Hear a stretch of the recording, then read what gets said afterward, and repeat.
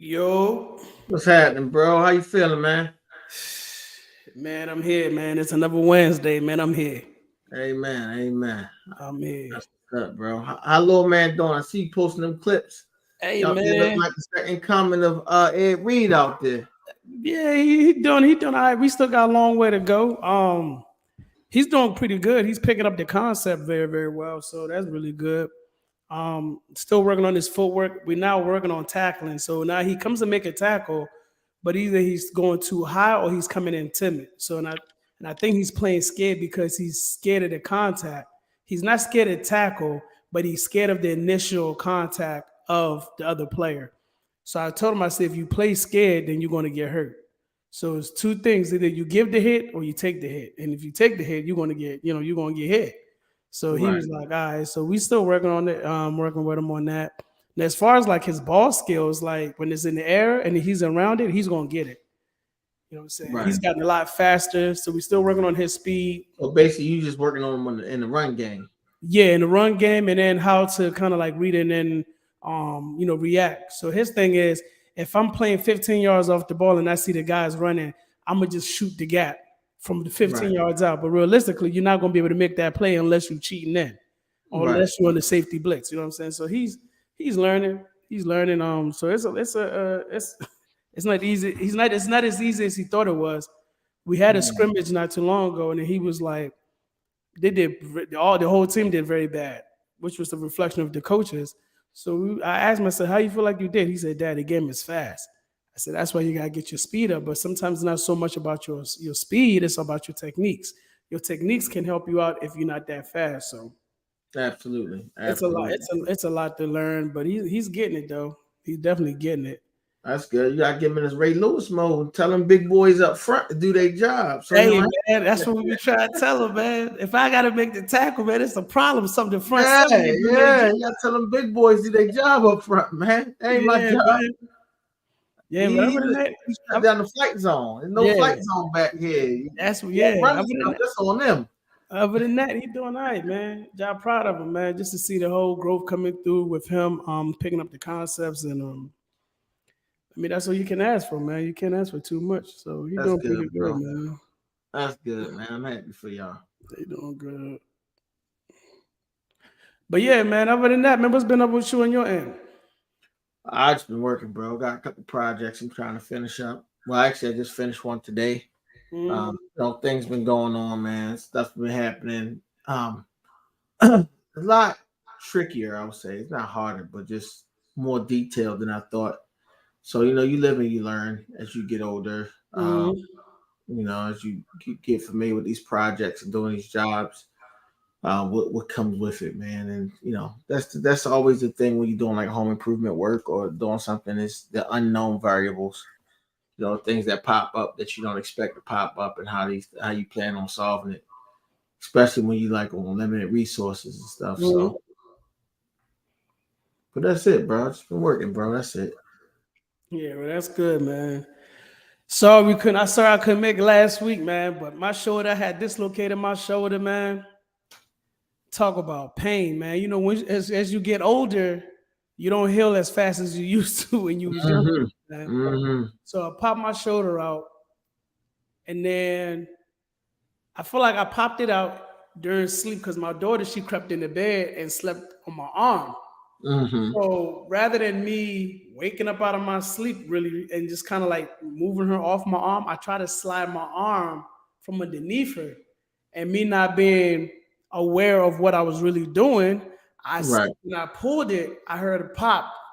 Then I Oh felt wow. another pop go back. Then it went back in. So when it went back in, I knew it was a problem because immediately I felt that pain. And then Right. Right. it just, you really don't feel the pain until like the next 24 hours later and Hmm. you try to Hmm. move it. And I was like, man. So even if I think one of the videos I posted up as I was getting a little bit better with my son at the football practice, man, I couldn't even cheer because I had my arm like tucked close to my side because if I couldn't even let my arm down because it was in so much pain, man. Right. Right. Right. So I went to the emergency room and urgent care. And then the lady was like, "Well, there's no structure damage, but you look like you got arthritis in your shoulder, and it's one of your bone is protruding out." So I was like, "All right." So she wanted me to go see a specialist. So I don't know. All of a sudden, out of nowhere, I started feeling a lot better, man. They gave me some painkillers. I don't really believe in that, medication like that.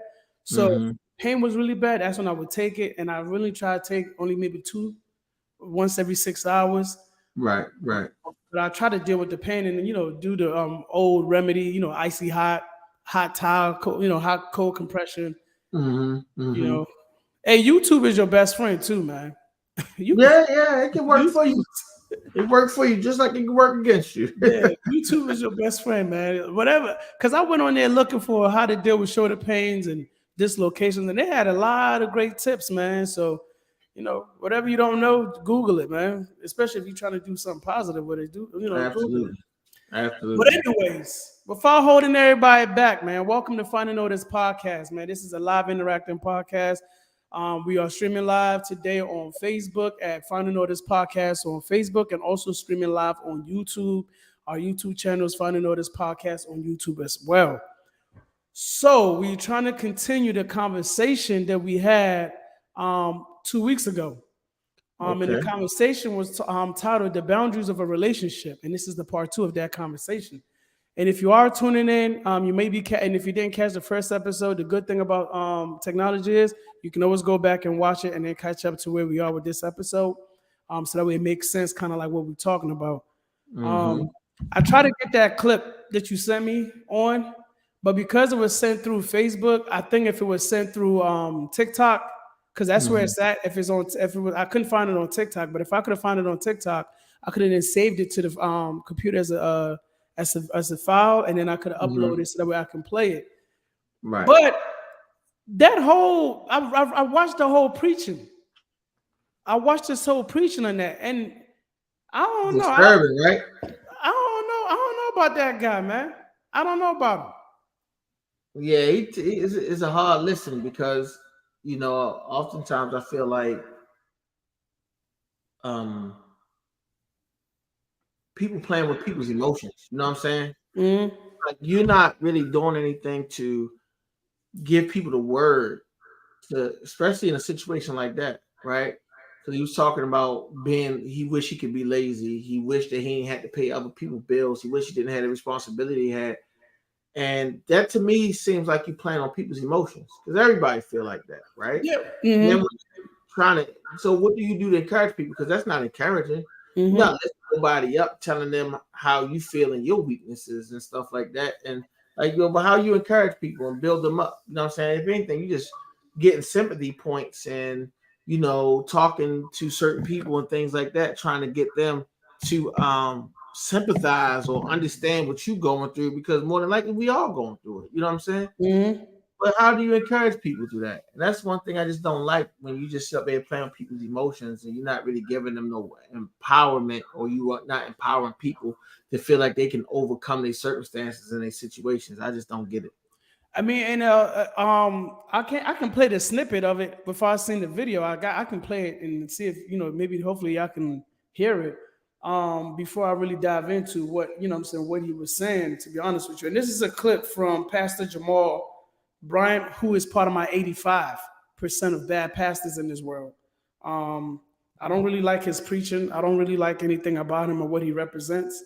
But Mm-hmm. this is something that Aaron, you sent me, and I thought it was very interesting because picking back off of what you said, I remember one time I said the same kind of thing in work related wise, and I was like, man, I'm tired of carrying the whole team. And she was like, well, they look up to you as a leader, so if you're doing good numbers, then it was gonna reflect on the rest of them to kind of like pick up their slack and pick up their pace. But then when I was walking out her office, she said something. She said, Kojo. So I turned around. She said, yeah. She said, heavy is the head that wears the crown. Mm.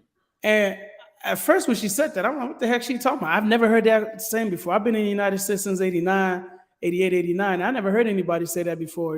She was like, yeah, heavy is the head that wears the crown. And it kind of like made me, once I read, seeing his clip, I kind of like, I kind of like felt sorry for him in a sense that, Yeah.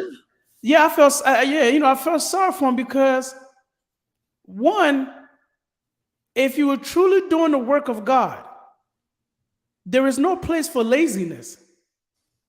If you're truly doing the work of God, there is no place for being tired, because what did the Bible say? He says he said in my time of weakness, his strength is perfected in me, right? So that Right. tells us that when you're doing the work of God, there's a special strength that God gives you in order for you to finish out the mission or carry out the mission, right? So for you to say sometimes I want to be lazy, but I can't. Sometimes I wanna give up and I don't want to pay people bills, but I can't. Well, first of all, we got to look down to what position you're in. You put yourself in a situation knowing that these are the things that come with being ahead of a ministry of a church. Good things that come to the church, you will get the praise for it. Bad things that come through the church, you will get blamed for it. But Mm-hmm. you yourself are a representation of what the church is supposed to be. So if you go Mm-hmm. on out and saying that you're tired, well, guess what? Your congregation, the members, they're tired too, but they still come every Sunday. They And ain't not got the ones that open up the church, clean the right. bathrooms, sweep the floors. They don't get tired either. Like they ain't just do what they did all week and came up in the church and did the same thing.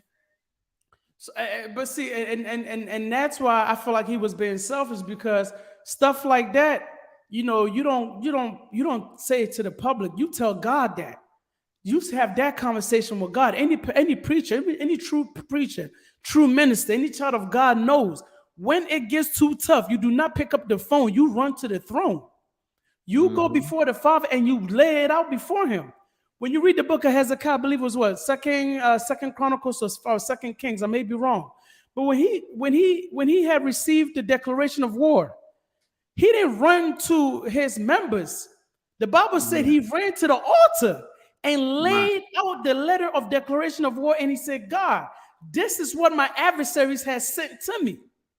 So you don't run to why did he run to his defense ministry? Why did he run to his commander in chief for his army? Why did he run to his advisors? He didn't. The Bible says he ran to the altar, laid it out there, and he wept and said, Right. God, this is what my enemies have sent to me. You deal with it. So Right. if you are tired of what he said, and I'm not saying he doesn't have the right to be tired, but when you are a minister, your congregation can't give you that rest that you need. Right. Your congregation can't give you that peace of mind that you're searching for, because they are also seeking for the same thing, looking at Mm-hmm. you as a representation of the kingdom for them to have that faith to obtain it. You, on the other hand, have to run to the throne to get rejuvenated to come back to give it to them. Yeah, man. Like it's like you said, the Bible said the joy of the Lord is your strength. You know what I'm Mm. saying? His strength is made perfect in my weakness. So the question I started asking myself is like, bro, now is you doing this under your own strength or you doing this to God? You know what I'm saying? Because he said, take on my yoke, it's easy to bear. Come unto me, all that's weary and heavy burden, and I'll give you rest. You know what I'm saying? So at the end of the day, all the stuff you're saying to these people, and then you got another apostle or bishop sitting out there in the church, and he just falling down and this, that, and the other, like, oh yeah, I feel you. I'm just like, bro, y'all both sitting here and none of y'all know these concepts and these principles. You know what I'm saying? Like, come on, bro. Stop playing with people's feelings. Stop playing with people's emotions. And Now, stop playing with this stuff, man. Because I seen another one. mm, Um, the same person had posted another thing that he was saying. And I'm just like, all of this stuff is just pride. All this stuff is emotions. Like none of this stuff that he was saying. If you really notice, you go back and listen to that clip. He didn't say not one biblical scripture, not a one. All of it was just coming from his flesh. You know what I'm saying? So I mean, it was kind of crazy. You sit around playing with people and you're not even giving them like them same people feel the exact same thing you feeling, bro. Them same people is tired. Them same people got bills. Them same people got kids they probably got to take care of and responsibilities outside of that church. And they all come to you and they come into this building to be fed and to be edified, to get their souls fed and stuff like that, and to be reinforced and sent back out there. And all you doing is just dumping your burdens on people and mm. your emotions on people. Like, man, come on, bro. And it's weird because it's not to say I don't want to go to church, because I really do want to go back to church, bro. I really want to go back into a church setting. I really do want to serve. I do want to find a leader and get back to doing and building up my spiritual side like I need to. know what I'm saying? But I just can't afford to go into any old body church and Mhm. be taken advantage of. And you know what I'm saying? And people just got their own agendas going on. I just can't do that. Yeah, I don't want to take away from our conversation, but that I feel like it was really I didn't like it because I actually went ahead and watched the whole his whole preaching. And Mm-hmm. that's a whole Mm-hmm. nother conversation we can have, but I don't want to focus today's To conversation me, he's on. just a motivational speaker. Like somebody told me, he said I forgot how he said it, but he said his anointing and his gifts is really just bringing people together for real. You Hmm. know, and that's what I'm saying. And it's okay, like because you know some people, and this was another conversation that I had with some of my coworkers about the guy, right? And they was like, you know, everybody want to make these excuses and like, oh, you know, we all just human. I like, yeah, we are. We all flawed. We all got mistakes. We're all trying to like to say that we picking up this cross and are imperfect people trying to do a perfect work, you know. But at the same time, it's kind of like if you on that level, you should be having a certain set of standards and a certain set of integrity. You know what Hmm. I'm saying? And we ain't even bringing up the stuff of his past and his background that nobody ever known that he made amends for. And the TV shows he was out here on, you know what I'm saying, trying to get celebrities married and stuff like that. But it's just kind of like, bro, when did you ever, you know what I'm saying, make a recompense for the stuff that you did, bro? You know what I'm saying? Like, come on, man. At some point in time, it's okay to say that you're supposed to be something or you're called to do something, but you don't have to rush into doing it in a state where you know what I'm saying you like you just raggedy and you looking crazy at the same time. You know what I'm saying? Like Well, you know what? let With your that, cards shown. Like me and you. You know what I'm saying? We bear it out there. We don't have nothing to hide. So Mhm. it's like yo, I can lead or I can say the things that I say because I don't have nothing to hide. And I'm Mhm. just gonna let you see that even in my imperfections, that the Father still can use me and this, that, and the other. Because realistically, all I'm doing is sharing a perspective anyway. All I'm Mhm. doing is sharing a testimony anyway. I'm not getting in front of hundreds and thousands of people and telling them all of this nonsense that ain't gonna be true. I'm gonna keep it real with them. And okay, so we're not going. I feel like we can have a conversation about this without even touching on our topic, but Yeah, it yeah. does, Because that's but why I said it does. originally we was gonna do like the follow up. You know what I'm saying? But Yeah, but it does go into our conversation from 2 weeks ago about the boundaries of a relationship, and I mm-hmm, think even with that, even with his, and it's funny how the spirit works because even with what we talking about with Pastor Bryant, he has a relationship with God, supposedly, right? So even if we're right. with a relationship with God and also a relationship with His church, there are still some boundaries that you cannot cross. You know what I'm saying? There's some boundaries that you still have to respect because when you talk a certain type of way, you make God look really, really small in your life as a pastor.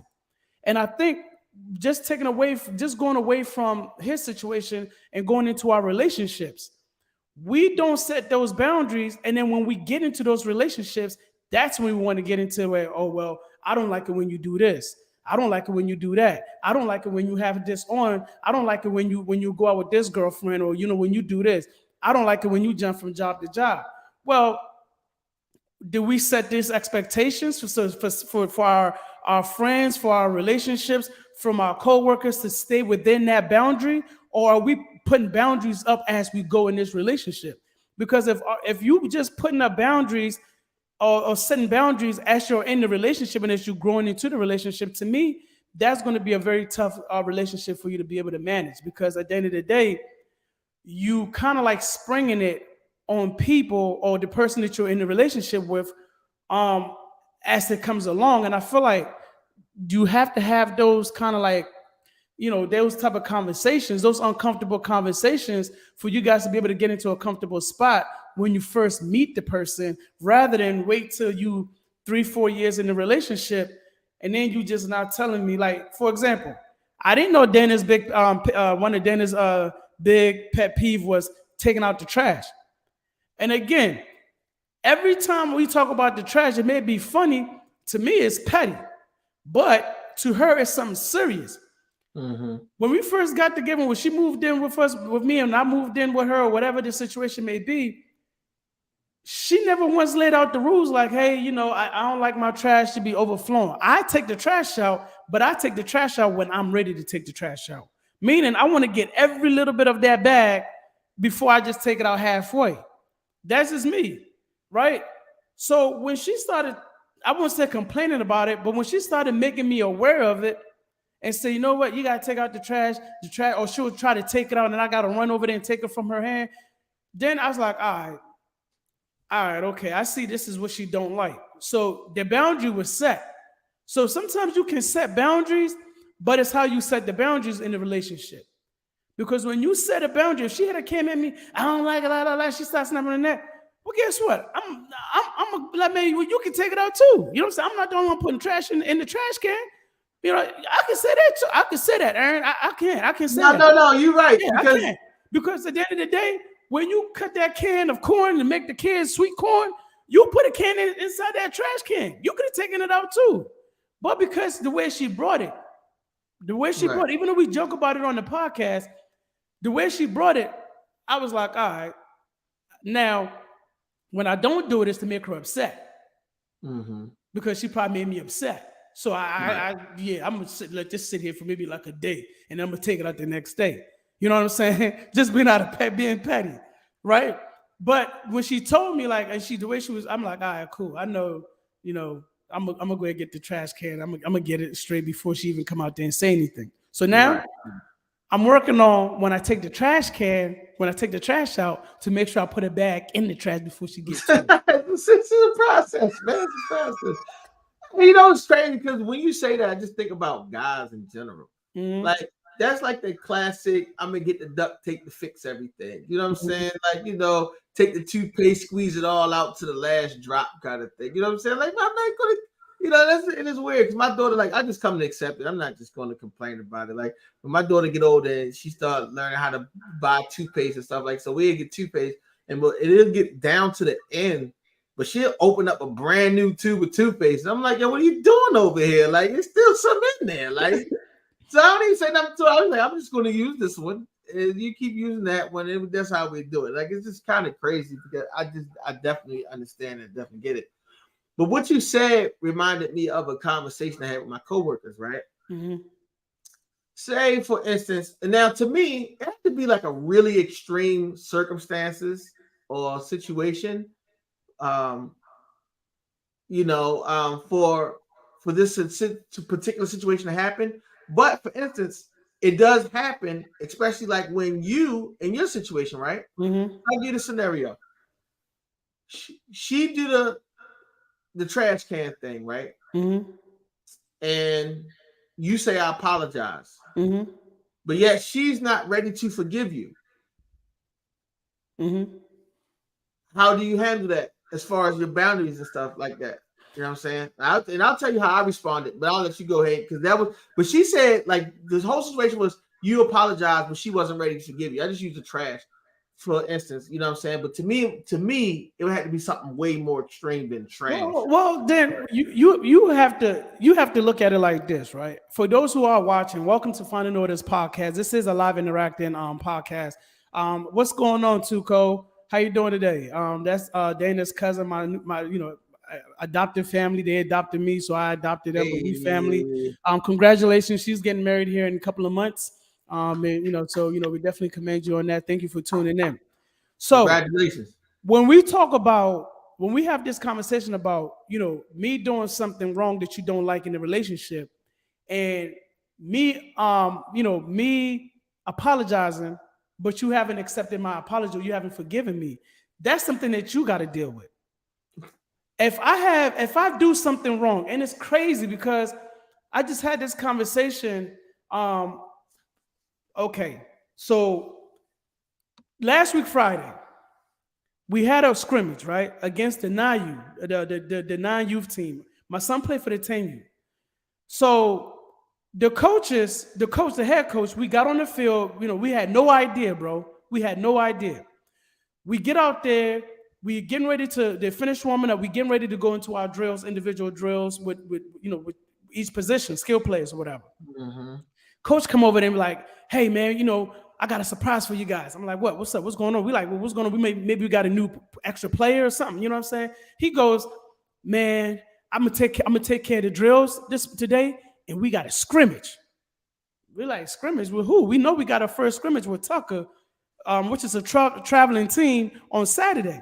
He Mm-hmm. said, we're going to scrimmage against the 9U. We like, the 9U, these kids been playing together for like 4 or 5 years. So they legit. They've been with the same coaching staff, the same players, so they know each other like the back of their hand. Mind you, we Right. a whole new staff, so we don't even have a relationship. We trying Right. to build a relationship. There goes the Right. boundaries, right? The boundaries in the relationship. He sprung it on us, right? One, we know the kids ain't ready.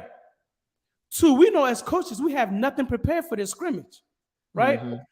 So we get into, so we, he called for starting offense. Before making this long story, he called for the first string offense. They get out there. Now it's time for first string defense. I'm a defensive coordinator, defensive coach. So I tell the kids who's going out there on this defense, him and I get into a verbal altercation. He Wow. says, this particular player got to be on the field. I said, this particular player is not in my starting lineup, so he cannot get on the field. He's a sub. He comes in on the rotation. Make long story short, parents saw that. The other coaches saw that. So they see two men who are passionate about what's going on, but because we didn't set any boundaries in that Right. relationship, we both Right. crossed the line towards each other. So the Right. next day, right, I'm a person that if I do something wrong and I feel it within my spirit, I do not, I don't let my pride overtake that. I called him, I reached out to him, I said, Coach, I need to talk to you. First of all, man, I want to apologize for the way that I acted. At the end of the day, you are the head coach. If you did something or you said something that I didn't like, I could have waited till, the game was over, pulled you to the side and expressed how I felt. I do apologize. Now, you would think my head coach is a pastor. He is a pastor of a church. Wow. You would Wow. think that he would say, you know what, I apologize too. He didn't. He just said, okay, Mm-hmm. bro, talk to you later. I hung up the phone. Now, whether he said I forgive you or whether he said, you know what, I felt like if he would have said like, oh, I forgive you or I understand, you know, that would have tell me like you forgiven me. But because he didn't forgive me, that doesn't make me any less of a person. I actually Right. did my part. I told you Right. I was sorry. Now, if you want to carry on that burden and hold on against me, that's something that you got to deal Right. So, Corey LeRae said girls is players too. with. It just goes to show that some of these dudes be women too. Mm-hmm. Facts. No, I'm just messing. Because it was just like, it's funny. I agree with you wholeheartedly, right? Because I was Mm-hmm. like, I quote the Bible, like, it's better to stay on the corner of a roof than live in the house with a contentious woman. Mm-hmm. Um, they kept saying talking about cheating, I guess, or something like that. I said, but like that's kind of tough. But even if somebody cheated, because I know somebody who was in a relationship with a girl, he cheated on her, she took him back, but this back when we was in college too. And every time we got around each other, she used to dog him out. I'm just Mm-hmm. like, yo, what was this all about? And I was just like, and I understand. I was telling him, like, yo, I understand you cheated and you apologize and stuff like that. I said, but at some point in time, like, she gotta let that go. And I'm like, every time we went somewhere, we was hanging out, like, yo, Shorty was dogging homie out. And I was like, Mm-hmm. nah, that's crazy. You know what I'm saying? But I personally, if I was like in a situation like that, wouldn't do anything like that. Now, some people, they try to work things out, and that's fine. And then you do have to give that person that space and that time. But it's like you said, like, that's something that person got to work out within themselves, Mm-hmm. how they manage that. You know what I'm saying? I said, but me personally, if this continued on for like, say, like 6 months to a year or something like that, I said, what that tells me that this person is incapable of forgiveness. Now, I could be totally wrong.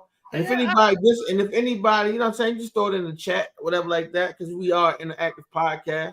But me personally, it's just like, first of all, I told her, like, we as people aren't capable of forgiving anyway. You know what I'm saying? Because there's no good in our flesh. All good things come from God anyway. So you got to allow your spirit to heal that part of you to allow you to forgive anyway. I said, but at the end of the day, I just like, I refuse. Like, at a certain point in time, you have to stand up and you have to take your own happiness and your peace in your own hands. So it's mm-hmm. like, why in the world would I continue to be in a situation where somebody is clearly unhappy or disgruntled, and you know what I'm saying, not to rush them for ready to being moved on and this and the other. Like, maybe it's just something they can't move on from. So if it's taking you 6 months to a year to continue to have those type of feelings and this that, and the other, you can't let it go, then maybe You need to worry about your own peace of mind and your happiness. And that's just me. That's I just me. don't see, and but see, when we talk about relationship, when we talk about in a relationship, and when we talk about cheating, I think that's a whole different. That's a Yeah, little bit yeah. different. Yeah, Yeah, I'm with you. I'm with you. and that's and that's to me when it comes to the in the relationship, it's a little bit different when it comes to cheating. Right. When it relationship taking out the trash, leaving the dirty laundry, doing See, all laundry. that That's stuff another is thing that I dumb. have a problem. That's That's, another thing that yeah, I do a yeah, terrible job yeah, at. yeah, yeah. I don't do the laundry the way Dana do the laundry. I put everything together. Me, the kids, everything. I put everybody's stuff together and dump it in there and wash it. That's Whereby that man Dana, thing again. Dana would like to just separate it. I ain't got time for all that. To me, she would Yeah. separate. So she would separate Sarai's stuff. And Sarai Right. might have maybe like 15, 20 pieces of clothes. Her clothes ain't numbered, just in a little bitty. Ezra closes, a little medium size. Mix them two together and send me some water. Send my electricity. I'm on some logic. I'm thinking on some, you know what I mean? Like, hold on. But she gonna do it like that. But she get mad at me when I just dump everything together. You folded clothes and since you want to put everybody's stuff together. You know what? Fine. You get upset about stuff like that. That's cool. I'm not tripping. You're gonna be all right, right? But if it comes to that relationship stuff, you know what I'm saying? When it comes to that cheating stuff, it is very hard for somebody to just get over it, right? Because, and I know you ain't saying to get over it, but it's a process of healing that it comes from, it comes from so many different various where one, you have to see this person the same way you used to see him again. So you have to try to go back and build that vision of what you saw in this person first, right? Then you have to go back to, the hurt. Now you went to the same, you went to the vision of what this person looked like. Then you're reminded of what that person looked like, that same person that hurt you. So it's a process. Then you got to go back to trusting because in a relationship, the number one rule is once you cheat on a person, it is hard for that person to ever look, especially from a woman aspect. Men, we'll be mad and we'll leave, right? A woman will stay and just try to deal with it and try to build the relationship off of it. But when they look at you, they don't even look at you the same way. So it's like it's not easy for a man to cheat on a woman and the woman just understands and leave. You know what No, I'm saying? I respect and understand all of that. You know what I'm saying? And like I said, me personally, I feel like it's one of those things. Like you said, I think it like because I tend to be just a open, communicative type person, and like Mm-hmm. over, like you know what I'm saying. Like so, even if it was one of them situations where you feel like I'm not doing something to satisfy you or you're not pleased, I want to be able to be in a situation where you feel open enough to tell me that. You know what I'm saying? And that's why I asked that question with the other guys and stuff like that when we had the podcast with the gentleman, because I just like, those are real conversations that I feel like even men we don't have. You know what I'm saying? That if your girl come back to you and say, yo, bro, you ain't doing it right. You this and that. But that's just me. I feel like I try to lay the foundation for those things. You know what I'm saying? Like, let's have this conversation. Let's talk about it. Let's, you know what I'm saying? Like, let's discuss these things. You know what I'm saying? But you also got to be open minded enough to know to say, hey, bro, if these things ain't happening, you got to be open minded enough to be like, yo, we got to find some alternative solutions for these Mm-hmm. problems as well. Mm-hmm. But to me, I guess that's what they were saying in their way. But to me, anything less than that is petty. It's like you said, Mm-hmm. trash can, laundry, dishes. If you want to be mad at me for a week or two over some dishes and some trash and some laundry, that to me is deeper. To me, that's deeper to me. You know what I'm Yeah. saying? Because my thing is, well, how much can you really say you love me in this relationship for you to get upset over laundry? And then I used to always ask people like, how many times you can go to bed, or how many times can you walk around the house being angry and spiteful before that original love that you have for somebody begins to start to be tainted? Mm-hmm. You know what I'm saying? Like, yo, you can't sit back and just keep doing this stuff to me because you keep be getting in your feelings. There's obviously something that you need to work out inside of you. But Mm-hmm. that's also the reason why I feel like my standard is love, peace, joy, happiness. You know what I'm Mm-hmm. saying? Like, I have to have that. You You know what I'm saying? I know that I'm the type of person that's willing to go above and beyond to do the things that I need to do to please my wife. You know what I'm saying? If this is the person I want to be in relationship with, because I don't want to have those petty days. I don't want to have those type of things. You know what I'm saying? Then it was, certain situations you find yourself where you think you're working on something just to find out, because a lot of it is emotionalism. You know what I'm saying? Like, yo, I thought I was working on this because you said you was upset with that. You know what I'm saying? So now working just to find out that there's a deeper rooted issue with that. Mm-hmm. That's the reason why I feel like I try to communicate as much as possible and be open as much as possible. I want you to tell me these things as much as possible. We have to learn how to grow past the shame. We have to learn how to grow past, what I'm saying, the embarrassment in our past, so that when these things come up, we can address them properly. Like I told you on the last part, like, my man said he was married for 8 years and still getting to know his wife. I'm like, that's crazy to me, because at some point in time, when we get into a conflict or we have something that comes up and we have to resolve it, that's not the time to be sitting back trying to figure people out. And now it's something that's triggering in you that happened when you were 16, 17, 12 years old, and it's triggering you, and you ain't learned how to get over it yet 8 years in a relationship. So I will tell you this, man. You want to know how much a person love you? Find yourself in a disagreement with that person. Oh yeah. Oh yeah. That's just relationship, boyfriend and girlfriend, friendship, marriages, whatever it may be, work relationships.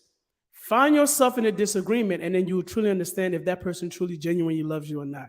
It takes certain people to be able to endure relationships, right? Mm-hmm. It takes a special kind of person to overlook everybody else, the person that they're with, pettiness, small things, small arguments, to still keep their sanity in the relationship. Has it been times where I've looked at Dana certain ways? Yes. Have I looked? I tell Dana all the time, you can't find nobody like me.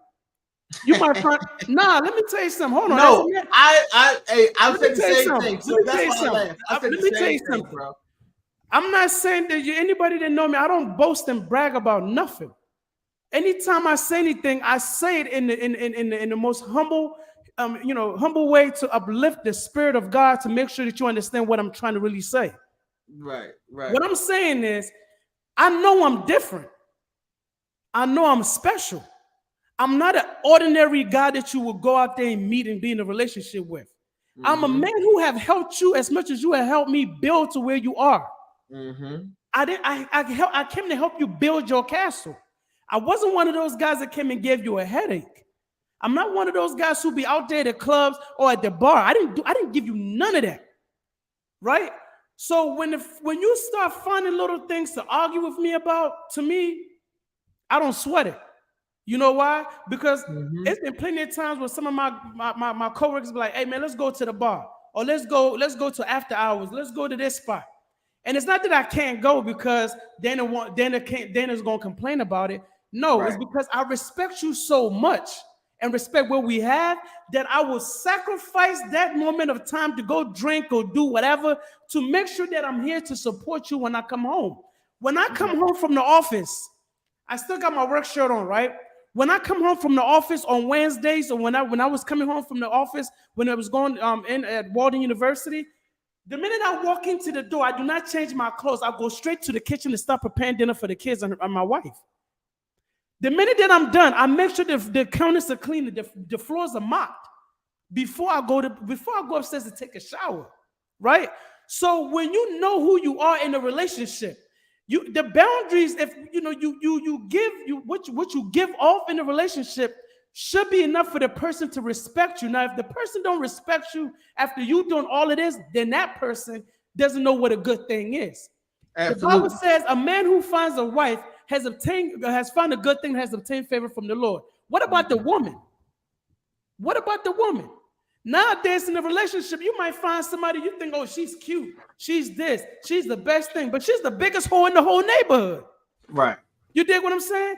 But Right. you won't know that until you got into the relationship with this person and you find out that, oh, she want to go out, she's sleeping with this dude behind your back. Even the kid that y'all might have might not even be yours, right? So Mhm. when you find somebody that is doing everything that you're supposed to do, or doing what they're supposed to do, those little petty arguments to me, if you truly listen, man, I'm telling you, man, I try to be very, very transparent. I do not you don't have to put me on the pedestal. I put myself on that pedestal because I represent more than just being a man. I represent a man who is God fearing, and most men don't have that God fear in them. So they kind of like do everything they want to do because they don't see no boundary. My father was a man like that. My father did every damn thing he wanted to do. Father as many damn kids as he wanted to do because my mom did not set no damn standards for him to live by as a man. No boundaries was given to him. So he did and destroyed and tried to destroy the family as many ways as he can, right? But because my mom did not set that standard as a good woman as she was, my dad did not respect that because he didn't know what a good woman was. You dig what I'm saying? So at the end of the day, it's not so much about, setting the boundaries. It's about you living your truth in the relationship, and the person that you're with have to see it. So if you've done your part, Aaron, or if you've done your part, whoever's watching, say, you know what? I apologize for what happened. And they still ain't trying to let go. They just don't know what a real good thing is. And that's the same thing I was saying, because my thing is I know my value. See, everything they tell saying, like they tell these girls, like, know your value, know your worth, know your this, that, and the other. I say, yeah, but at the same time, that's not, as a man, I realize that's not something that most people say. And like I said on the podcast before, I just wish most men was honest. Like I put this post on Facebook, right? I said, like, why these alpha men keep talking about these beta females? And you know how about these podcast shows and stuff like that be out there doing. And somebody DM me talk about some why am I bashing men? I was like, I'm not bashing men. If anything, I'm trying to get us to remember who we are. We are the first creations that God put his hands on and created. That is enough for me as a man. I'm a man, and I know my value, and I know my worth. I know what I bring to the table. I know what I have.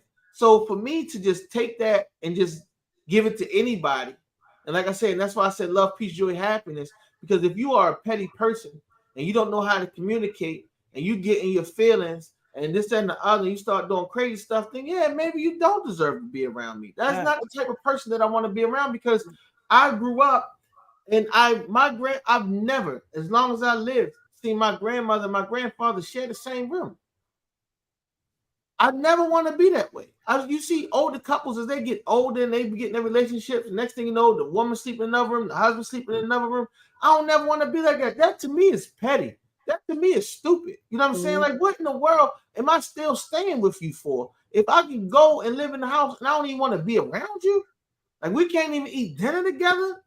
Like, no, we can't smile. We can't be happy. Like, no, I would much rather just go ahead and work on me, get myself together. You know what I'm saying? And like I said, like even me in a relationship, I'll be the first to apologize, because they say what? Confess your faults one to another. You know what I'm saying? So they can be healing. A soft answer turning away strife. So if you come to me and you bringing me with an issue, the first thing I'm going to do is apologize, because I want to disarm you. I don't want you to sit back and start, like you said, snap me your neck and this, that, and the other. I'm gonna have a soft tone. I'm gonna listen to what you had to say. I'm gonna apologize for the part that I played in it. But I can't always be the person that apologized first. I can't always be the person that sit back and be like, trying to be reasonable. At some point in time, you have to take accountability for your own insecurities and your own craziness and the own stuff that goes on in your heads and your emotions. Because realistically, the truth of the matter is a lot of people just let their emotions go unchecked. They don't check their emotions. You know what I'm saying? So I'm not going to get offended or get upset because you coming at me to send the other. But after you give me all that, now it's time for us to come and reason together. Let us come and talk about the situation and reason together so that we can move forward. But if you want to stay in a place when you all in your emotions and your feelings all the time, it's not a place for me. That's what I'm saying. You can't do that. You can't say you love me and you constantly repeat this behavior. And then I asked the person, I said, so how long is a person supposed to do that? And they said, as long as it takes. I said, shoot. That Clay Davis from The Wire. Oh yeah, that's my boy, man. Yeah, you said, man, you lost your mind thinking that. Like it's Yeah. weird because I know people who've been in long-term relationships doing that. Like I said, it was another guy I was in a book club with. He said he was doing that for 12 years. You know what I'm saying? A real good friend of mine, like, you know, she was talking to, you know what I'm saying, her situation and things that she had going on. She felt like her voice was just being drowned out. And every time that she brought an issue to the table, that, you know, her husband was turning around saying stuff to her that like, you're not even acknowledging what I'm saying to you. And that's the thing that, and I've been in a situation like that too. Like, I was talking to a girl and I apologized, and she just wanted to keep arguing. And I'm like, but at this point, I don't even know what to say then. You know what I'm saying? Like, I took accountability for what I did wrong. It's like you must used to being around people who don't acknowledge your feelings or acknowledge the stuff that you're saying. So now you feel like you got to keep arguing your point when I already tell you I understand your point. I got what you're saying. I acknowledge what I'm saying. But if you want to keep going on through that, and I'm like, well, I'm supposed to live with that for what, next 10 years of my life? The next Nah. 12 years of my life? There's no way in the world I'm going to do that. I don't care how much I love you. It's just impossible to sit back and say, I'm going to allow you to be I'm just going to be your emotional dumping ground, your emotional bag, and you don't even understand what I'm doing for you. Like, you don't even understand what you have in front of you. Because like you said, most dudes will argue with you, go back and forth with you, cuss you out, all this other nonsense, and then just make the situation go from bad to worse. And like, again, how many times you going to get in those type of situations before the original love, the purity of the love that you have for that person ends up going away? And now you feel like you're just stuck in a situation. Yep. Stuck there because of the kids. Because I know somebody else was like, yeah, I just stuck around and waited till my kid turned 18. Hey, I ain't gonna lie to you. I'm not gonna lie to you. I was like that. I was like that. I was like that. I remember when I came home in 2014 and me and Dana broke up, and I done got on my knees in the damn parking lot and crying in front of everybody. And I'm like, yo, I want to be with you. And she don't want to be with me no more. At one point, when we got back together, I was like, I'm here because I didn't want my son to grow up in a broken home. Two, my son was too young. You gonna date? I'm gonna date, but I didn't know the type of guy you was gonna end up with, and I don't know what they're gonna do with my child. So my whole thing was like, okay, I'll just stick around just because of my son. It's been times. Look, listen, man. I remember her mom telling me that I was not the man that she wanted her daughter to marry. And I looked at that woman. I looked at her mother, and I said, "You wish, you wish." But you know what? That's when I remember. Isaiah. Isaiah chapter 45. He said, "My ways are not your ways, and our thoughts are not your thoughts." That's right.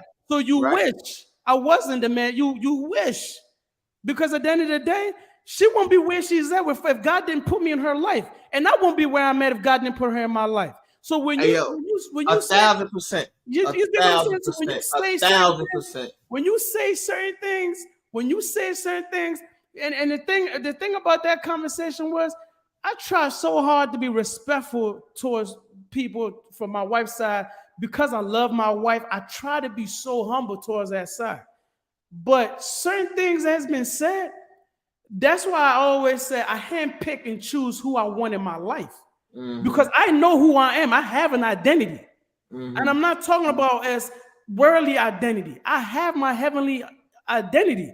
So I just don't let you play with me any kind of way, because I'm too deep into my belief to let you come around and try to play that. You know what I'm saying? Even though now her and I got a good relationship, or some of a relationship, at that time when she said, I looked at her and said, "This woman, you wish." Because that guy you talking about, let me tell you something. If you think I'm so terrible, which I've never done anything terrible, right? If you saw I was so terrible, let her go find that guy that's going to beat up on her. Let her go find that guy that's going to be womanizing on her. Let her go find that guy. Listen, let her go have another baby father. Because I came in a relationship and took on the responsibility without anybody asking me to. So I'm a special kind of a guy. I'm not just any kind of a person you play with, because one, I know my self-worth. A lot of men, we don't know our self-worth. So we get into these relationships and we don't even know how to even treat the woman that we're with, because we don't even know how much to treat ourselves. You dig what I'm saying? So it's like the boundaries, those invisible lines. We wait till we get in a situation. Then we want to set that expectation. I saw my wife when she had her tight dress on. When we went out, I was like, yeah, this is how I like to see you. When we go out every time, this is how I like to see you. When you go out with your friends, this is how I like to see you leave out the door. You know why? Because I trust you. I Right. don't have to keep a boundary on you Right. because I Right. respect you. Right? Right. Now, when she go out, she'll come ask me, you think this is too tight? I said, baby, you gonna ask me? You really about to ask me if this dress is too tight? It ain't tight enough. You know why? Mm. Because I like to see you in a tight dress because I like to see your curves. But that's just me. Some guys be like, man, take that off. What you got that on for? Well, bro, you should have set that boundary from the jump. You don't Yeah. like him going out and hanging out with his homeboys? He won't do that when you first met him. Well, if your husband is running out the house now, then I mean it's something that he's not getting in that household that push him out the house. Yeah. So you gotta fix whatever that is, man. Hey, Darren, we love you too, bro. Thank you, man, for tuning in, bro. We appreciate you. Well, what's up, brother? How you doing, man? And out to piggyback what you saying, yo, bro, I said the same thing. I quote that Lil Wayne line, and in like tongue in cheek, but I be meaning that because when you go back and look at some of these women dating shows, there was this one girl I was recently looking at, and she was talking about how these women, she said, say it's like 100 women, not 100 women, she get like 10 guys, and then like out of the 10 guys, really they only want two. So now it's two guys for these 100 women. You know what I'm saying? And you got to get these guys, and this you want that's like you said, like so these two guys that you got in your mind, this ideal guy that you want, you got to worry about him being faithful, just like you said, because it's the same guy that like hundreds of other women want him. Mm-hmm. You know what I'm saying? It's hundreds of other people that want him. But then he got the money. She was talking about like the tall, dark, handsome type dudes, and this and the other. Like, oh, you make money. Oh, he pay your bills. And he just that and the other. But she had to deal with the dude having other girlfriends, dudes cheating on him, this and the other. But because, like you said, we hold ourselves to a really a higher standard. I seen this lady on one time preacher talk about. She wasn't preaching, but it was like a video talking about like. Matter of fact, I think it was the black dude that's the astrophysicist. I forget his name at the time. He was real smart, and he was dealing with the aspect. He was like, "Is there a God?" He said, "There got to be a God." He said, "The reason why there got to be a God, Neil deGrasse grass and something like that." And he was like, "There's got to be a God," and this is an astrophysicist. He said because man can't hold up and live up to their own standards. So the moment that we start having a standard, right? Mm-hmm. And we compromise on that because we're human. We're going to make mistakes. He said, what's going to stop you from keep compromising and keep compromising and then keep compromising? Oh, yeah, I don't want this chocolate. I'm not going to eat chocolate this week. I just one piece of chocolate. Oh, no, I'm going to work it off. And I'll start again next week. Like we start doing that. We start compromising on these different things and stuff like that because we ourselves can't hold ourselves to our own standard. Mm-hmm. That's the reason why I have an issue for people who want to call themselves gods, like peace God, you God. Yeah, I Like, don't like that either. how is that possible? I don't understand it. You can't hold yourself to a higher standard, bro. You can only hold yourself to the standard in which your discipline allows you to. Mm-hmm. You know what I'm saying? So now that I know that I'm trying to hold myself to a higher standard because it's not my standard, we're looking for something more because I know who I am is not enough. I was who I was and the things that I did, and that almost made me want to kill myself. You know what I'm saying? So now I search for something that's higher. I search for something that's more than me because I need something to shoot after. I need a goal to try to keep trying to accomplish that's higher than me. So when you take all of those principles and you take that concept and now you get into a relationship, like how many other men you think is going to do that? Mm-hmm. How many other men do you really think is going to sit back and be attentive and listening about your emotions and your feelings? You tired, want to rub on your back, want to rub on your feet. You know what I'm saying? Want to be there for you, and this, that, and the other. But at the same time, it's like, the brainwashing that goes on is that they put themselves so high on a pedestal. I guess they feel like people are supposed to worship them. They're supposed to get those things. But at the same time, they say every king needs a queen. So if you're a queen and you look at yourself like that, then it's like you shouldn't be messing around with bum broke dudes. You know what I'm saying? At all. And that was the point of what I was saying in my post. Like I thought kings worried about king-ish. Mm-hmm. Ain't no need for me sitting back worrying about what beta females do because that's not what I'm doing. Half of them either probably been traumatized or abused. Half of them probably just don't even care. You know what I'm saying? They don't know any better. It's a lot of things that go inside of that. You know what I'm saying? For them to react that way and feel like people are supposed to treat them that way. And I'm a bad B. There was another girl I see on Facebook sometimes. It's like, with my mean ass, right? Oh yeah, That's yeah, yeah, yeah, about herself. yeah. And I was That like, was, but you expect some man, and don't get me wrong, because I was having this conversation with this other girl. It's like it's gonna take the right one, a right man to come in and turn that mean girl and have her purring in your hand like a little kitty cat, right? And I get that. I said, but that's just not me. I'm not there. You know what I'm saying? Because mm-hmm. I know my status. I know who I am. I don't have time to be rehabbing or rehabilitating women. You know what I'm saying? 3 6 Mafia told me that long time ago. J. Cole told me that not too long ago. She don't want to be saved. You know what I'm saying? So at the end of the day, you know what I'm saying? Those are my boundaries. That's my standard. And it was weird because they was looking at me like, man, I just don't want you to find that one person and miss her and this, that, and the other. I'm like, well, if I miss her, she wasn't meant for me. You know what I'm saying? Because my boundaries and my standards say that you walk around with your little mean ass, you're gonna be by your little mean ass self. You know what I'm saying? And that's And what they 99% of the time they're probably single too, talking that's like what that, I'm bro. saying. Even your girl, what was that? When we did the thing about the girl doing the bus driver thing, it was like K Michelle Williams or K whatever her name is, little crazy lady. Now she was talking about some stuff about like how trying to promote women it's okay to get artificially inseminated and all this because she had to go get artificially inseminated. I said, yeah, because no man wants to lay up with you. No man is going to be around you with the type of thing that get mentality and the nonsense that you keep spewing out of your mouth. you know the thing that get me mad. It be the and I'm not picking up on the women. I'm gonna just say it in general. It'd be the successful people that can't find like legitimate, genuine relationships.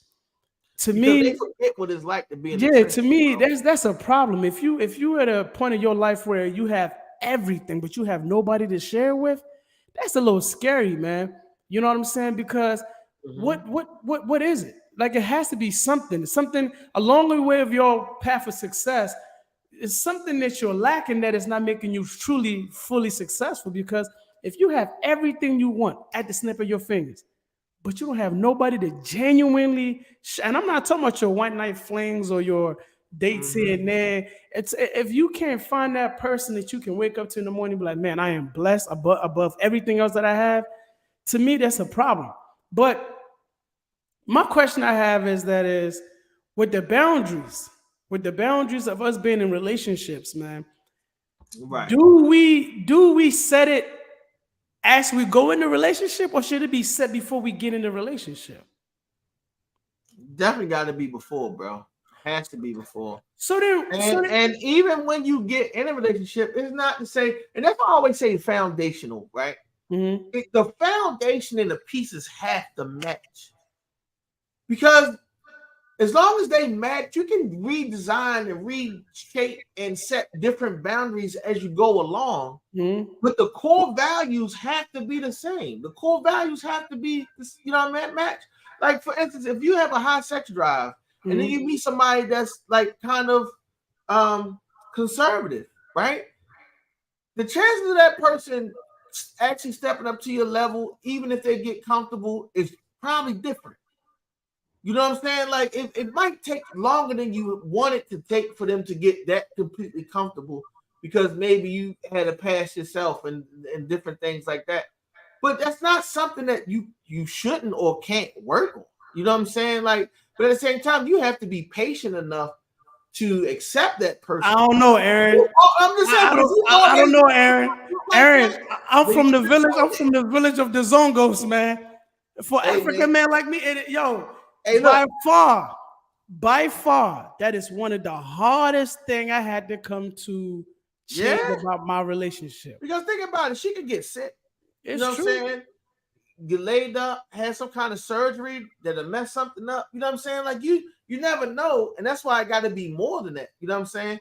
But at the same time, it's kind of like you have to have the same foundation. Like this Mm-hmm. is what I like. This is what I want.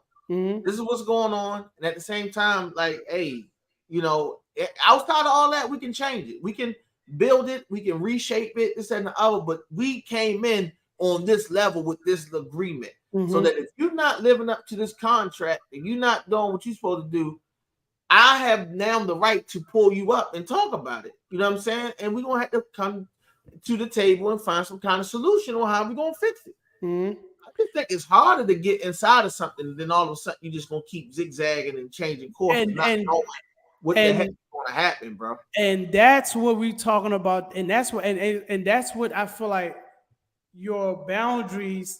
If you are going to have boundaries, me, I live vicariously. I live freely because I don't want to be in a relationship and I'm telling you what you can and what you can't do. I feel like now what I do with me and Dana when I feel like it's something that's going wrong, I be like, yo, don't forget the respect level for this relationship. I feel like you're not respecting it.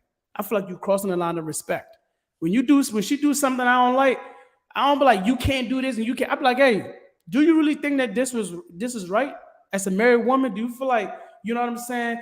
I don't need to know when certain things is going on, especially within the household. You know what I'm saying? So we have those conversations. You know what I'm saying? But before, I used to get really upset. I used to have I used to have a temperament. Because I think angry, when you're angry, that's a long thing. Temper just comes once in a while, and you know what I mean. So I used to have a quick temper, but as like I said, as much as I've been good to Dana, Dana's been very great to me Mm-hmm. because it's a lot of things that I had to adjust to. It's a lot of things that I had to grow Yeah, up from. yeah, You know what I'm yeah. saying? It was a lot of things that I had to be very, very mature from because Dana was the total opposite. Dana's not the confrontational type. Dana's not the rah-rah type. If I get loud, if I Dana, she shut down. That's it, conversation over. That I'm gonna be talking to myself. You know what I'm saying? So I had to learn how to even have conversations. You dig what I'm saying? Because her boundary with conversation is say what you got to say, but just don't yell. As soon as but she know I'm African, I speak loud. But that her boundary is her boundary. You dig what I'm saying? So it's like in the relationship, I agree with you. Even though I asked the question, I just wanted to hear what your take was going to be. I feel like the boundaries need to be set before the relationship gets any deeper. Once the Right. relationship is set, and if maybe the line starts getting a little crossed, that's when hey, we had agreed. And I like one time me and you I was talking to on the phone. And we was coming back. I was coming back from I don't know if I was coming back from the city or dropping Dana off and where her and the girlfriends off at. I don't know why the hell they was there in East Point, Atlanta. They was in the hood. I'm talking about He's hey born. man, it was in the Hell, East. they There were was East. outcast There then. was in East Atlanta, East Point. I drop them off in this Airbnb and it looked like a prison. Oh So my goodness. I, I'm coming back when we was having this conversation. You said, man, we really don't talk about what we expect in a relationship. And I feel Mhm. like, man, we had these conversations, then we will know, our women will even understand us a lot better. Because if we tell the woman our likes, our dislikes, what we want, what we expect, what we don't expect, what we would not put up with in a relationship, and vice versa, right? Then we wouldn't get caught up in a situation where we're not finding things about this person and this person's finding about me. I'd rather be transparent. Tell you, hey, look, man. I remember before I got with Dana, it was this girl I was talking to, right? And I've always wanted to have a family. I always wanted to have, a place of my own. And I remember talking to this girl, and I was like, hey, man, I don't know what you expect from this relationship, but this is what I'm looking for in this relationship. I'm looking for Mhm. us to get a house. I'm looking for us to have great jobs, have kids. She was like, well, boy, why don't we just go get an apartment? I looked at it like, you think we just want to be settled down in an apartment? I just sat here and told you that my goal is to get a house. Right. So when I looked at it, I said, yup, that's not it. As, Yeah. as good looking as you is, that's not it. You the trap.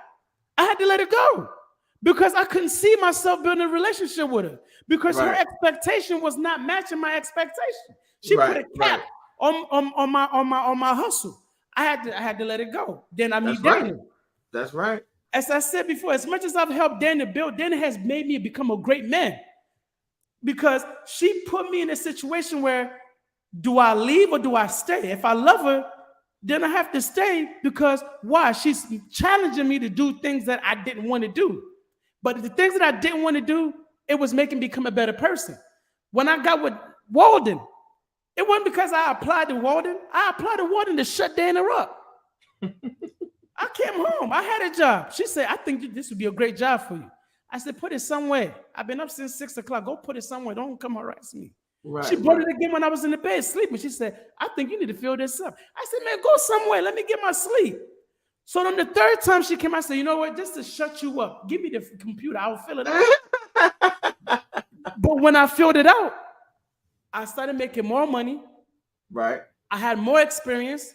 right. Now that job that she was getting on my nerves with, that I took just to shut her up, is what got me to this job that I'm working at right now. I just got a raise. Today's Tuesday. I just got a raise. Congratulations, bro. Congratulations, man.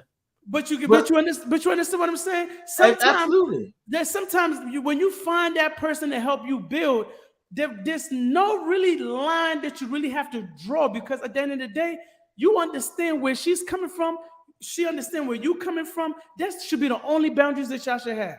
But when you try to And control and say, don't do this, don't do that after we're in the relationship, it ain't gonna work. yeah, and not only that, bro, I feel like to add to what you're saying is vulnerability. You know what I'm saying? Even as a man, because they don't teach us that. You know what I'm saying? I think that so this is one thing that I had to learn how to do, right? So I was Mm-hmm. in a previous relationship, not really a relationship, but we was trying to work it out. You know what I'm Mm-hmm. saying? It never really went nowhere, but we was trying to work it out. And like I said, when we went out and we were driving in the car, say we stopped to get Chick-fil-A and stuff like that, this girl was putting napkins in my lap. You know what I'm saying? It's like she see the value in me and make me look at myself differently. You know what I'm saying? Like I said, even like using paper towels, like coming from where I came from, we wasn't into paper towels. You know what I'm saying? Just go grab some of that toilet paper, and you know what I'm saying. But then as I got older, I couldn't stand one ply, so that two ply started getting expensive. You can't just keep throwing this stuff down here. You gotta use something else. But like I said, but when you get the right person, they increase your value. You know what I'm saying? That Mm-hmm. right person in your life will make you better than the things that you thought you were and what you stood for. So yeah, but I had to also share that because Mm-hmm. it's like when you go from relationship to relationship and you're trying to establish and build a new relationship, and this person over here was really treating you like a king. You know what I'm saying? This person was treating you like, and it was like it was weird at the time because I didn't see that value in myself. Mm-hmm. Understand that you know how to you're supposed to be treating people that way. But I also realized like, yo, now that I've seen that and incorporate that, I'm going to in turn around and start treating people like that. You know what I'm saying? And if I'm capable of doing that, I'm not going to accept for less. I'm not going to accept less neither. You know what I'm Mm-hmm. saying? So it's not to say that you go around and you start putting napkins in my lap, but this that and the other and this and the other. But it's just more so like, yo, like see that value in me as well. You know what I'm saying? Mm-hmm. Yeah, So that's all. Yeah. man, I think we went over it too. We went over. Oh, But yeah, great. yeah, man. So I mean, the boundaries in the relationship. My take on it would be, set the boundaries that you both are comfortable with. You know what I'm Yeah. saying? If you're working on getting married right now, I feel like you need to have taken to get marriage counseling, or go to that marriage class, Absolutely. marital class before you get Absolutely. married, because you will learn a lot from your spouse before you do say I do. Shoot, you may not even say you do right now, because at the end of the day, there might be some stuff that y'all really got to work on to get to that relationship level or whatever. So if you looking into that, if you are looking to date somebody, hey man, share your goals with them. See Right. where their goals at. See where their mindset is at. They might be able to build you up, or you may be able to build them up. Vice versa, they might be able to build each other up. You know what I'm saying? Right. Everybody Right. keep talking about, oh, you ain't in a relationship. One thing that me and Dan in marriage is, I don't give a goddamn about what anybody outside of my household says. At the end of the day, I don't care, because I'm not married to the rest of y'all. I'm only married to one woman. That's the woman that's in my household. So everything else they did, the chirping, man, her father told me one thing, and this is why I love her father so much. Shout out to Mr. Baker. Mr. Baker said, hey, man, don't worry about what the hell they're telling you, man. This is your house. This is your family. You run it the way that you see fit to make sure that everything is being ran properly in your household. You get Yeah. what I'm saying? So at the Because end of when the day, God come in there, he ain't looking for her. He gonna be looking for you. you see what I'm saying? So at the end of the day, if you are looking for that relationship, set your boundaries first. Talk to them about what you want, what you don't want. Hear what they want and what they don't want. You know what I'm saying? Because it'll be an easier transition for you than for you to get into the relationship, and then now you're trying to figure it out. It's a lot of people that be in relationships that don't even know their partner that they're in a relationship with, because they didn't take the Mhm. time to really get to know them. Don't let Yeah. the physical attraction fool you. You did what I'm saying? Do not let the physical attraction fool you. Do not let the financial status fool you. Because today may be here, tomorrow they may be broke. And that's when you will find out whether if you truly love this person or if you love what they can be able to provide for you. Yeah, but it'd be too late from that. And even Hey, still, even if you've been in a long relationship, it's never too late to restart over. You know what I'm saying? It's never too late to tear the old nonsense down but see and now, then rebuild it. Even if you got to go to counseling, go to counseling. You know what I'm saying? Help get a mediator, get somebody else to intervene. But my thing is, after all that time, if you realize, hey, look, there's been things I've been holding back. There's this side of me that I wasn't able to express. The different things that's going on.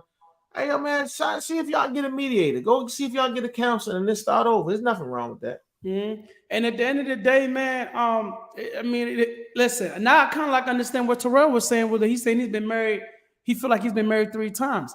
It's different. It's different levels to relationships. I kind of like understand what he's saying because sometimes I get into the relationship. I told Dana the other day. I said, man, I want the old Dana back. She said, who's the old Dana? I said, I want that college Dana girl. I want that this Dana be acting all old, and I'm older than you. You about to turn 36. You know what I'm saying? Oh, wow. Yeah, hold on, let me get it straight. Yeah, she did. You dig what I'm saying? She's 36. Yeah. She about to be turning 37, right? And I'm like, man, you be all, I'm tired, and listen, I'm like, hold on, man. I need that Coppin State CSU Dana back right now. You know what I'm saying? I said, man, I said, hey, man, gotta start with them vitamins and the exercise, hey, buddy. I'm just saying there's levels to the relationships. There's levels to life. I'm with you. You know what I'm saying? And there's sometimes you just gotta grow with the relationship, but you gotta grow with that changes that comes within relationships. But to me, I feel like one of the hardest things to do is to set a boundary when you are in the relationship, when the boundary should have been set before. You know what I'm saying? And me personally, when I talk about anything, I don't blame anybody. I always blame myself first. I didn't set boundaries for people around me when me and Dana got together. Had I set that boundary, no lines would have ever been crossed. But I made myself available to certain people, and I felt like they took advantage of my availability. And now I'm like, oh, okay, hold on. I agree. Let me remind you who I am and what I represent, and try to take my availability back. Now I've practiced to make myself available, but don't be available to certain people and certain things. You dig what I'm saying? Hence why I'm in the state of Georgia. You want to see me? You want to be nosy and know what's going on in my household? One, you got to drive 9 to 12, 13 hours, and then about 9, 10 hours, or you got to cut a plane ticket and fly, and then I got to give you the address to get to my house. Yeah. So I pick and choose who I let around me. So it's the same thing about me setting boundaries for my mom, for my sisters, my family. I've set those boundaries. I set those expectations that, nah, you didn't appreciate me when I was there. You're not going to appreciate me now. There's a boundary. It's set. You dig what I'm saying? So it's not too late to make those boundaries, but it's just about how you setting it that can make the relationship go either way, man. All right. On a more lighter note, before we get out of here, right? You about to get married? That's not light at all. Oh, okay. Hey, but when you sent me that, you said, "Now I see why you want me to marry an African woman." I said, "This boy about to be in love." That's right. No wonder you want me to go to Africa. You know what I hit it on? I said, "Coming to America," when King Joffrey went to go press up on the dude, the McDonald guy's daughter. Right. And then the wife was like, "Can't you see Joffrey? The boy's in love." I said, "That boy's in love, man." Boy in love. No. I was gonna say. Speaking of boundaries, right? Mm-hmm. I went to my class annual. We had a cookout, right? Annual class cookout, right? And it was a guy there, right? I went to high school with. Shout out to class of 2000. You know what I'm saying? I'm old, but we holding it down. You know what I'm saying? So there's a guy I went to school with, man. He said that 30% of the women that he meet, he eating their groceries. And he was a serial cheater. Like he was out there just, I said, yo, that number way too high. He said, hey man, if we was in school, that's not a passing grade. I said, bro, you're using the wrong analogy, bro. You're supposed to be using golf. The lowest score win, bro. What are you talking about this? Bro. Okay, I was talking about you just going around there. I said, ain't no kind of boundaries over here, buddy. Bruh, It's like this guy is off the hook. Like, how do you bruh, even get somebody to hit that qualification? You know what I'm saying? Like, no way. Ain't no way in the world. I said, bruh, my wife, maybe the only one getting that kind of treatment, bro. If we because what the Bible said the bedroom is undefiled. You know what I'm saying? mhm. So, hey, bro, but no, sir, ain't gonna happen.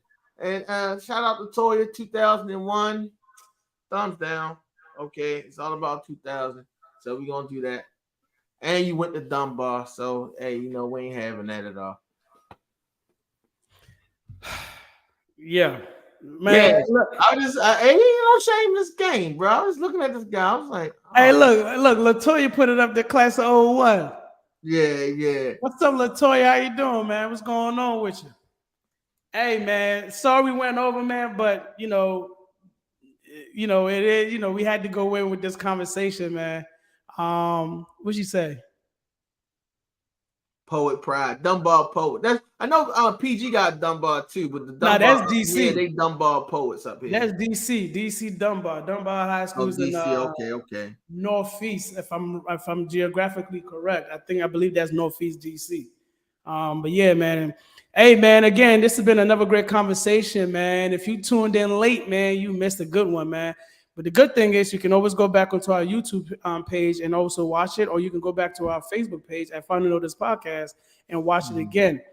We are a live interacting podcast. We are streaming live on YouTube and Facebook. Thank you guys so much for tuning in, man. We don't take you guys for granted. Sorry for about last week, man. Your boy was hurt. I was down. Man, I was hurt, man.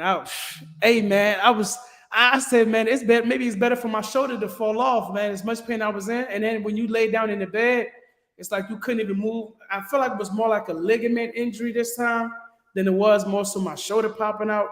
I thought I tore something, but as you can see, I'm able to move it around a little bit. I still can't fully throw a football yet, but I feel like as I give it some time to heal, I'll be back to normal, man. But yeah, man. What's your final notice for this week, man?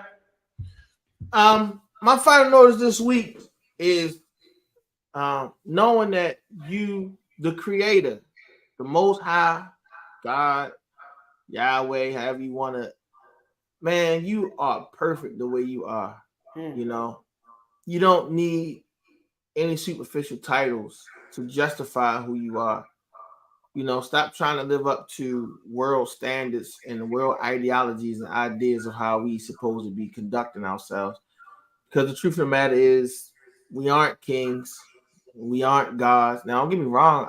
I've been calling my daughter a princess since she was a baby, and I want her to understand the mindset and the mentality of going through that. I still call her a princess, and a real king is going to be lucky to find her because I'm raising her to be that way. You know what I'm saying? But that part is just a mentality and how we are like the highest form of God's creation because God Hmm. hands on man and created a man. You know what I'm saying? So I don't have to be a god. I don't have to be a god on this earth. That enough is at its highest level. You know what I'm saying? Is the ultimate gift or the ultimate creation. I'm using the lack of words to try to describe it right now, but that's enough, man. And I take pride in that. I am a man, and I'm proud to be a man. I'm proud to be masculine, and that's enough for me. I don't have to pretend to be anything else, and neither do anyone else. Yeah, that's deep, man. Mine would be for the fellas, man. For us, since this is mostly a podcast, a center for our brothers, man. It's okay for you to hurt, man. It is okay for you to hurt. It's I okay feel to you. let people know when you hurt, when you down, when you out, man. Don't let your pride overtake what you're going through emotionally, man. I need all the prayer warriors to keep my neighbor in prayer without getting too personal in this relationship. But that man expressed to me something the other day. He was like, man, he apologized. He was like, man, I want to apologize to you. And I'm saying, for what? Because me personally, I don't take anything that anybody do or say to me personal at all. I brush it off like it ain't nothing, right? So he's like, when you first moved around here, you know what I'm saying? I might have been an asshole towards you, and we kind of like started off wrong. I said we've never started off wrong. You started it off wrong. I've always embraced you as a brother because one thing that I loved when I moved into this community was that I saw nothing but black fathers in this community with their Mm-hmm. kids. You know what I'm saying? So we never went off. We started off wrong. He was like, man, I've never had anybody be nice to me, Wow. and this That's is deep. coming from a 50-year-old man. That's He deep. said, he said, you the first person that actually showed me some genuine care. I went grocery shopping for my neighbor. And because he was down, and I said, bro, we brothers, man. When you hurt, I'm hurt. When you Mm-hmm. happy, I'm happy. But if you down, I can't be happy if I see another black man down. I can't, I don't see any joy in that. But Right. don't let your pride stop you from coming to me or coming to anybody else and asking for help, especially when you know the Mm-hmm. type of character that I carry. You dig what I'm saying? So if Right. you're a man that is hurting, find you somebody that you can talk to that is just going to listen to you. Find you Right. that genuine ear of comfort Right. because we hurt too, and it's okay for us to hurt, but it's not okay for us to keep it in because it destroys us. And if we're not good as men, we're not good for our family and our kids, especially our little boys, man. Absolutely. Absolutely. So all we're gonna do is just reproduce that same hurt and reproduce that same nonsense in our boys. Yep. 1,000%. All right, y'all, man. Tune in next week, Wednesday, man. I'm gonna see if we can get a guest. We need a female perspective on next week's conversation, man. I see you guys be all taking selfies and posting them up, but as soon as somebody asks y'all to come on the podcast, y'all don't want to make the camera. Go do I what actually you had gotta do. I actually had somebody to volunteer said they wanted to come up and talk. For real, I told them, I said, nah, because you're gonna act crazy. man. I got somebody that want to come Hey, on. look, So I bro, think we need to get somebody. we'll, We need to we'll get some of talk. our We'll sisters on talk. here. I think we need to invite some of our sisters on here, man, because I feel like y'all got some stuff to tell us that can make us better men. So we need to get y'all on here And I'm too. not gonna lie, I know a lot of sisters that listen to our pod, and they hit me up afterwards. I'll be telling them just jump in the comments. I mean, y'all not gonna do anything. We brothers need women to help us in every and anything in life. You see how JoJo wife helped him out. You know what I'm saying? Like we need y'all. You know, we thank Facts. you for the comments. We thank you for jumping in and supporting. But y'all can help push this conversation along as well. So Facts. it's fine. We need y'all. We need women. This is going to make us better anyway. Yep. So tune in next week, man. If you know somebody that can benefit from these conversations, man, just tell them they can follow us on YouTube at Finding Notice Podcast on YouTube, and also if they're on Facebook, tell them to hop on Facebook. Search for us, Finding Notice Podcast. The logo is right there in the top right hand corner. If you're looking at it, if it's on your left side, but it is the FN. Finding Notice Podcast logo that you will see on the page, and then just hit a follow up. If you need any special prayers, if you need help in prayers, inbox us. We'll definitely keep you in prayer. That's what we're here for, to uplift each other and to encourage each other. We're not here like Pastor Brown or Brian, whatever his name is, that 85% of these terrible pastors out here misleading the congregation, man. We're here to actually help people grow and grow spiritually and grow physically to a point where they belong to where God has set them to be. So don't get caught. If you're looking for a church home, test them when you get there. If you don't feel the spirit of God in that church home when you go, please run from that place. Keep searching until God tell you this is the place I want you to be. Stop committing yourself to these churches, man. These churches are doing us wrong, man. But I ain't gonna get into that because I don't like the 85. All right, Aaron, man. What's up, man? That's it, bro. Man, just enjoy the rest of your weekend. I just finished one of my projects and I got to start another one, but I think I'm going to take a couple of days before I relax. A friend of mine went on vacation. I suppose it started some stuff. She just opened up a hair salon here in Baltimore. So, shout out to her. I'm happy for her. She do Uh, locks. huh? She do locks. Oh yeah, she specialized in them, man. She was doing them. She was doing them before I know it. It's called Eminence Beauty. It's off of Harford Road in Echodale, 5301 Harford Road. So shout out to her. Hey, She we need to get some of these sisters that got these businesses come on here, man, because I like picking brains about what you got to have a special kind of faith to jump out there to start a business, man. And Now I you think a right lot of about us, including myself, I'm scared. I'm scared to start a business, man, because I'm scared of that failure. And I just want to talk to somebody that, has a business, and how did they overcome that fear aspect of it not being successful? Yeah, I don't. Me personally, I don't think it's more so about the fear. I think it's more so about the provision. You know what I'm Mhm, saying? It's just me. I don't have a fallback plan. I don't have any type of support. You know what I'm saying? mhm. If I had any kind of support, to me it'd be a lot easier to go out there and start this business. You know what I'm saying? But yeah, I'm definitely gonna get mine. I'm actually closer to it, to establishing mine. But my thing is, I just find it hard to leave the job that I'm at because of the benefits and the different things that I have. Just to go after something, whereas though it's like basically depending on other people Mhm. to like even pay you fairly. You know what I'm saying? So it's a process, bro. I feel you. All right, man. Well, you guys, man, appreciate you guys. We don't take you guys for granted, man. Thanks for tuning in. We'll see y'all next week at 8 p.m., man. Appreciate you guys, man. Thank you, thank you, thank you. Y'all have a blessed night.